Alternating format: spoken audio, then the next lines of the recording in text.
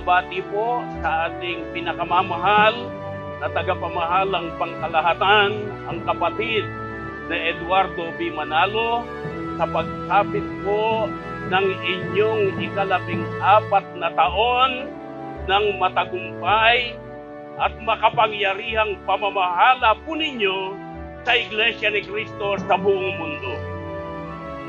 Kami po ay nagpapasalamat sa ating Panginoong Diyos sapagkat sa inyong pangunguna ay damang-dama po namin ang inyong pagmamahal at pagmamalasakit sa buong Iglesia. At kitang-kita rin po namin ang mga parada ng tagumpay sa lahat ng gawain. Kaya kami po ay patuloy na nangangako na magkikipagkaisa at pasasako sa inyong pamamahala. Mahal na mahal po namin kayo!